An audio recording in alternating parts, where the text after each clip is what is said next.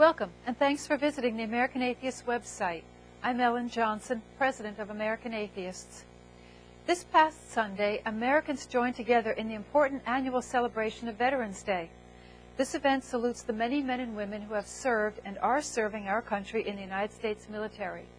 November 11th was established to honor these veterans because major hostilities in World War I ended at the 11th hour of the 11th day of the 11th month in 1918.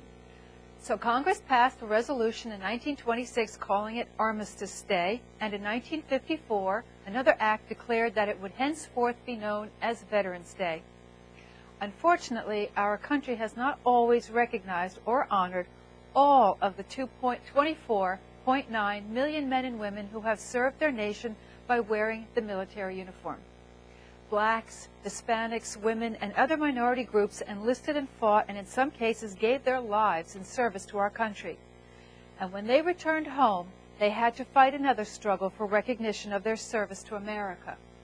Fortunately, we've moved beyond much of that sort of bigotry.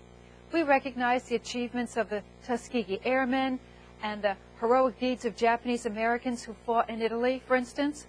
We salute the women who served in medical and intelligence and other units during World War II. One of them, incidentally, was young Madeleine Murray, who went on to become the founder of American Atheists. And there is another group of Americans who wear or have worn the uniform of our country and are still not recognized for their patriotism and courage. And I'm talking about atheists.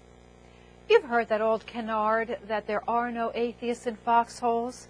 Every so often you hear this repeated on a news program. In 2006, for instance, Today Show host Katie Couric said it. So did Bill Weir during a September 2005 segment of the Good Morning America program. He said there were, and I quote, "no atheists in foxholes or hurricane zones."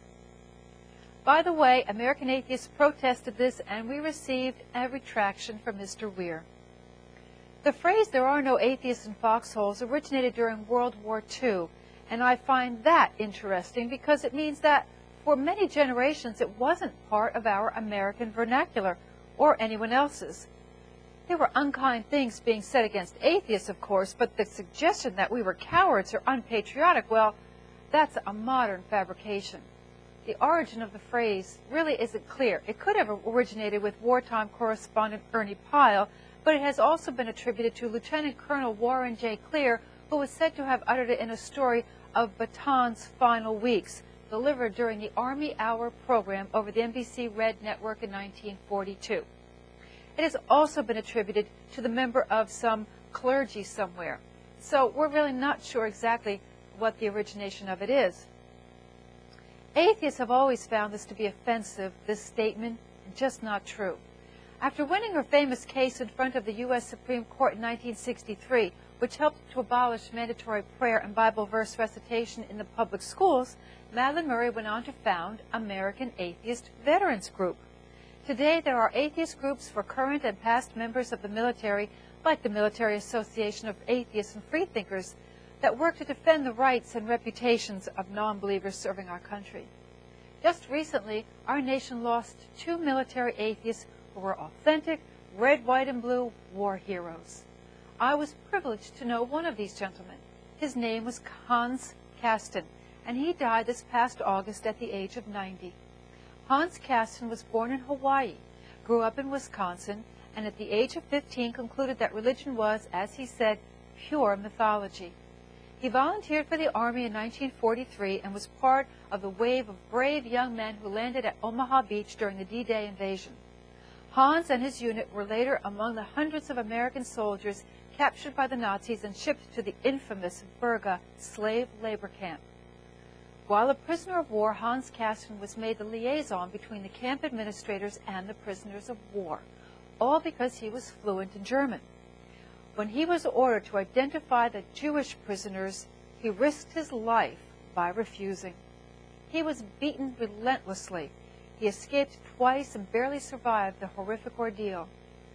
After the war, the legacy of the captured Americans and Hans Kasten was forgotten until 2003, when PBS aired a critically acclaimed documentary about this long-forgotten group of courageous soldiers. Another hero and another atheist was Pat Tillman. He gave up a professional career in the NFL back in May of 2002 to enlist in the Army and fight in Afghanistan as a member of the 2nd Ranger Battalion. He was killed in April of 2004, and questions still remain about the circumstances surrounding his death. Despite his courage and heroism, Tillman was considered a liability by some people in the military and even the Bush administration.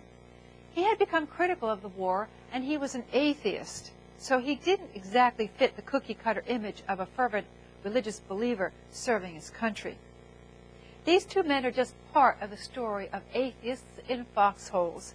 You know, surveys indicate that as many as 18% of the American population are not religious. The figure is actually higher in the military, somewhere around 20%. Atheists, freethinkers, humanists, and other non-believers are all around you. We're your neighbors, your friends, your co-workers. And yes, atheists are in foxholes. To see our tribute to them, please click on the Foxhole Atheist button on the left navigation bar of this website. So on Veterans Day, let's not permit sloganeering and bias to stop us from recognizing the patriotism and heroism of the service of all Americans who have worn our country's uniform. Now you know. Thanks for visiting our website, and please click on the membership button on the left-hand side and join us today. Thank you.